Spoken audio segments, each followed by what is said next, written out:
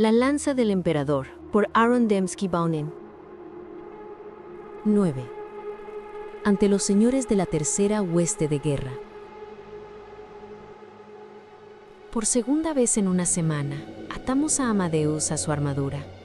Esta vez no estábamos solos. Otros esclavos atendían a Break cerca, mientras que otros se arrodillaban en el borde de la cámara, golpeando a un ritmo lento tambores de piel de animal. El sonido era el del corazón de una bestia divina, latiendo y rodando. Era un ruido demasiado grande, en cierto modo, demasiado vivo para la oscura cámara de hierro en la que nos encontrábamos. Como había dicho Amadeus, Break nos había concedido acceso a los archivos del capítulo a bordo del Ex, aunque a los niveles más superficiales. Aunque estaba agradecida, los hilos de información estaban atrofiados y terriblemente incompletos. Incluso la fuerza actual del capítulo estaba oculta a mis ondas de datos, pero al menos ofrecía una visión general del tercer hueste de guerra. En el espíritu de muchas compañías de batalla del Adeptus Astartes, una hueste de guerra operaba como una fuerza de ataque autónoma.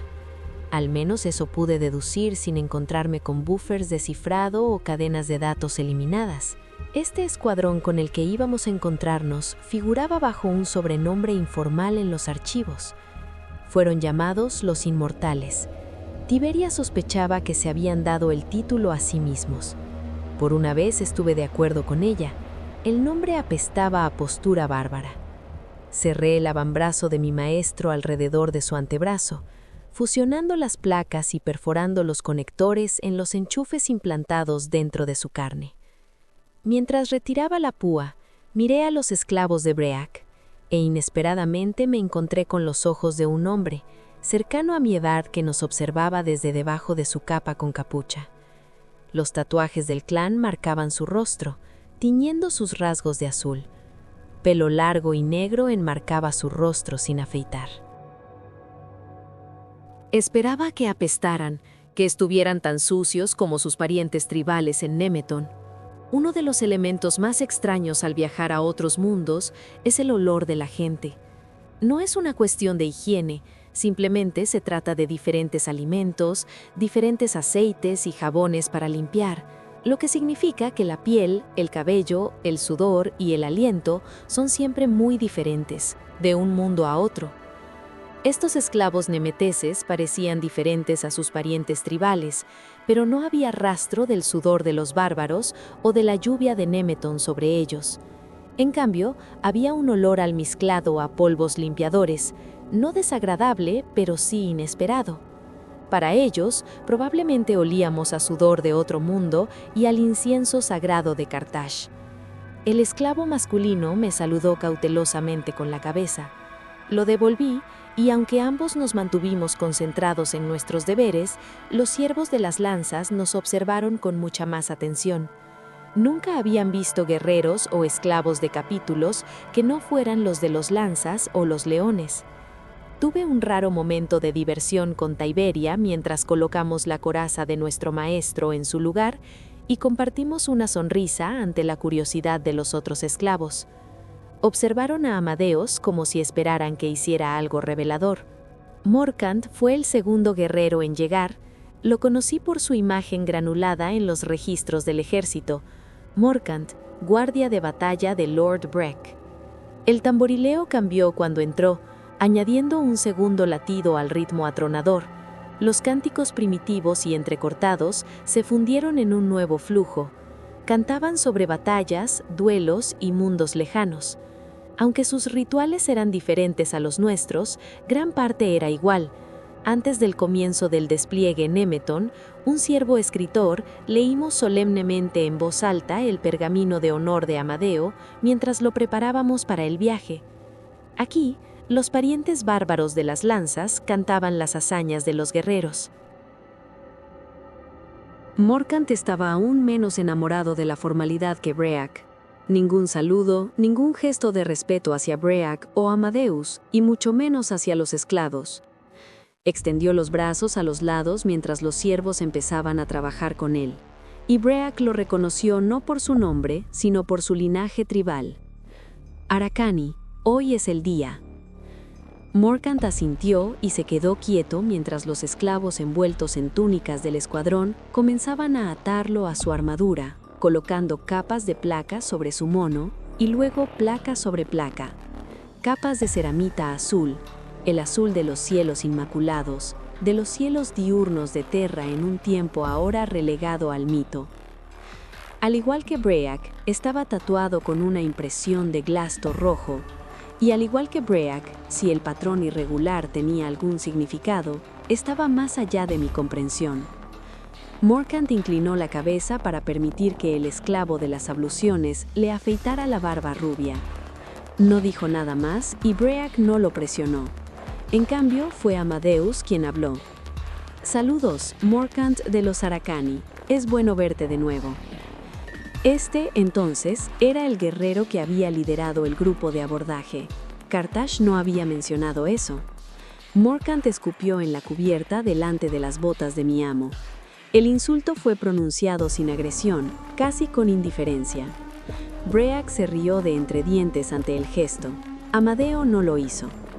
El núcleo de datos del Hex enumeraba conocimientos históricos sobre los clanes de Nemeton, y esos registros no eran amables con los Aracani.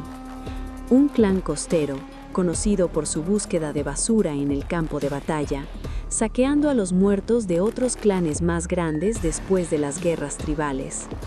Algunas de las crónicas más antiguas incluso registraron juramentos de testigos viendo a los Aracani devorando la carne de los muertos. Lo observé, este guerrero tatuado de un clan de caníbales, mientras sus esclavos perforaban sus guanteletes en su lugar. Se estremeció cuando los conectores se clavaron en sus muñecas y se movió con la infusión de peso una vez que los ciervos liberaron sus taladros.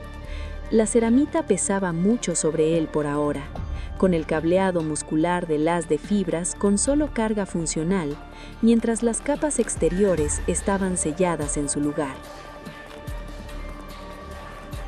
El siguiente guerrero en llegar fue Ducarius, alto, orgulloso, sobrenaturalmente elegante. Él también fue recibido no por su nombre, sino por su clan. «Cavalei», lo saludó Breac. Ducarius giró los hombros y asintió. «Vargantes». Luego miró a mi maestro. El hecho de que no hubiera burla en sus penetrantes ojos azules fue un alivio para mí. «Falso escorpión, por fin nos encontramos. ¿Estás bien?» Amadeo inclinó la cabeza. «Estoy bien, Ducarius de los Cavalei». Los Cavalei, el clan de los reyes, una tribu vasta y expansiva que eclipsó a todas las demás en términos de territorio y victorias en guerras tribales. Como el clan más poblado, la mayoría de los Spears que servían a bordo del Hex afirmaban ser descendientes de los Cavalei. La barba de Ducarius era oscura, al igual que la barba incipiente cerca de su cuero cabelludo. Los tatuajes azules que marcaban su rostro eran impresiones de cicatrices de garras que rasgaban sus mejillas. Claramente él no era un guerrero de línea. La placa de guerra que sostenían sus esclavos estaba pulido en negro y varios esclavos se acercaron con invaluables mejoras para su brazo izquierdo y su mochila. Estos esclavos estaban separados de sus hermanos. Vestían túnicas negras en lugar de azual, y sus pechos eran marcados con el símbolo del sol anudado y con rayos del círculo druídico de los lanzas. «Estás miando, falso escorpión», dijo Ducarius. «Estoy observando y aprendiendo», lo corrigió Amadeo. Entró otro guerrero. Este tenía la piel oscura de un miembro del clan de las Islas del Sur en lugar de la oscuridad ecuatorial de Ducarius o la palidez de Northern Reach de Breac y Morkant. No tenía rostro, al menos no tenía rasgos. En su lugar había una pesadilla de carne desgarrada y augméticos injertados en huesos. Ambos ojos fueron reemplazados por biónicos pesados y una máscara de rebreather fue unida quirúrgicamente al hueso de su cráneo sobre los agujeros destrozados que habían sido su nariz y boca. Incluso sus oídos fueron reemplazados por pequeñas placas receptoras auditivas. «Amadeus Caius Incarius», dijo con su voz de máquina. guardia de batalla Faelan de los Cabalei. Los esclavos inmediatamente comenzaron a atar a Faelan a su ceramita azul, aunque él interrumpió su reverente trabajo tomando su yelmo del caballete esterilizado donde yacía y dándole vueltas en sus manos. El guerrero pasó las yemas de sus dedos callosas por la superficie blanca y por el escudo del oficial, completamente rojo y negro contra la ceramita. Lo sostuvo por un momento antes de volver a colocarlo sobre la mesa. ¿Es usted nuevo en su rango?, preguntó Amadeo. Sí, sargento hasta la temporada pasada. No podía imaginar cómo era antes de que le destruyeran la cara. No quedaban pruebas suficientes para saberlo. Como si escuchara mis pensamientos, Morcant habló por primera vez.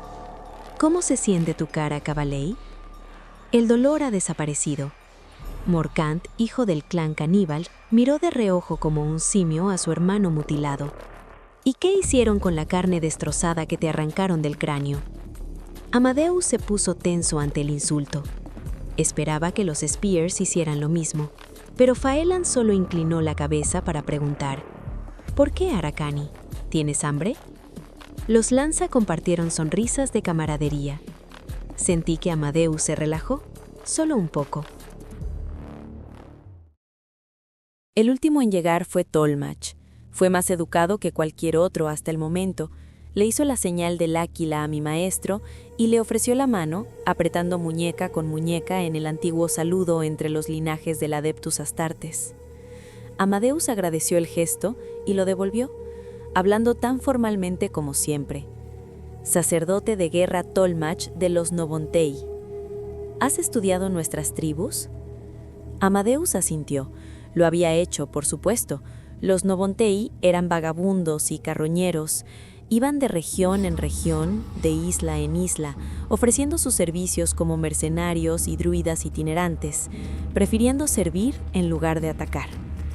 Las otras tribus los veían como una raza de alimañas necesarias, útiles en la batalla y por los secretos guardados por sus druidas, pero menospreciadas por su falta de territorio y lealtad. Esperaba furtividad, tal vez incluso desdicha de una lanza de esa tribu. En cambio, Tolmach, con su tatuaje de espiral rodeando su cuello como un torques, era el más cálido de todos. Soltó la muñeca de mi maestro. Es extraño volver a ver esos colores. La heráldica que llevas no ha tenido suerte en el velo Elara. Si vienes con nosotros, haremos todo lo posible para mantenerte con vida, hermanito.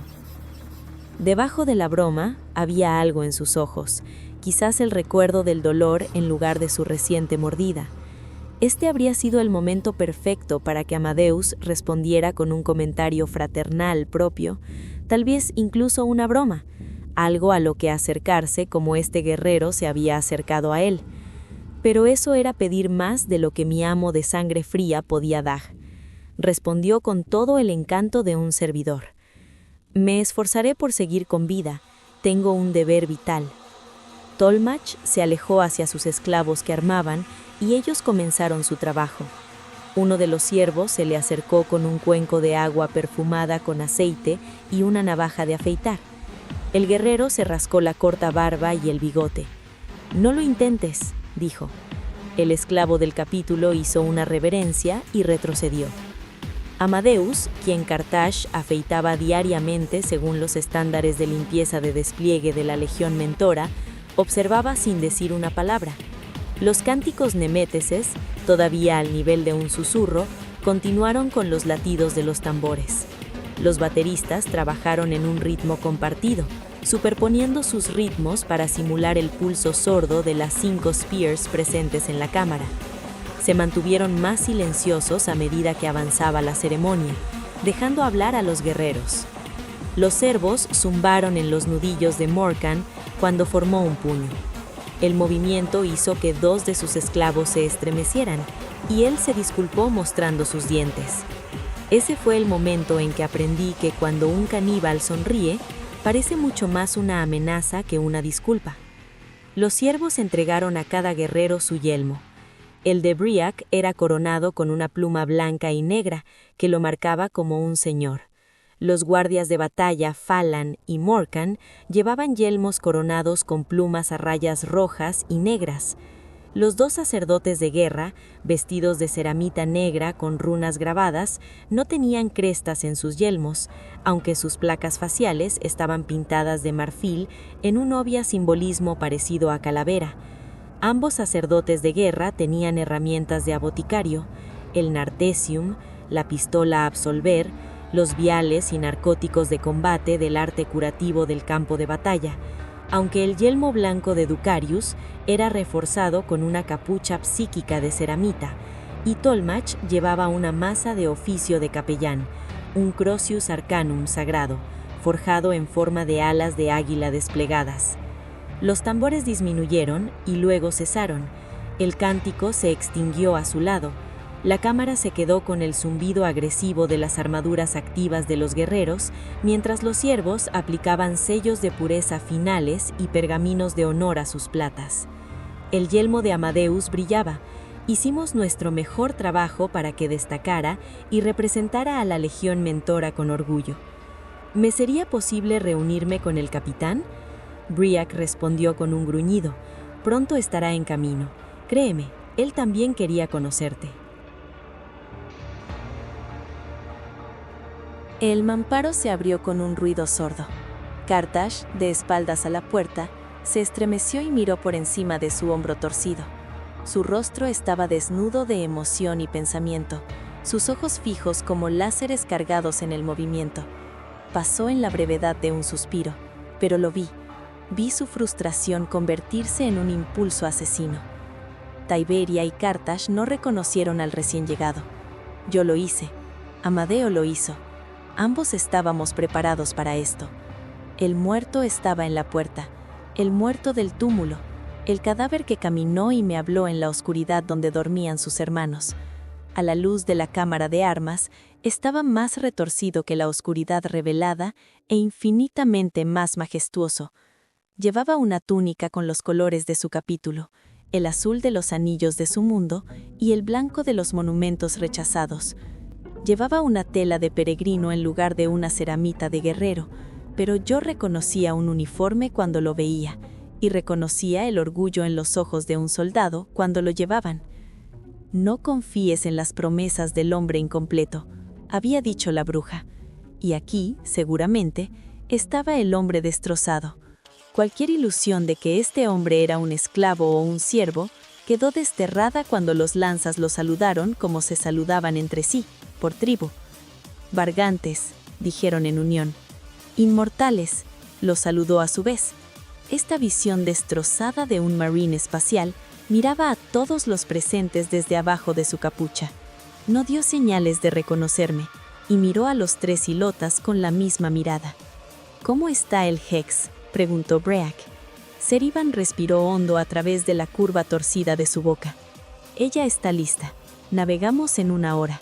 Y te saludamos, Amadeo. Bienvenido a bordo de mi barco. Ofreció su mano de forma pura para que mi maestro la agarrara, muñeca con muñeca.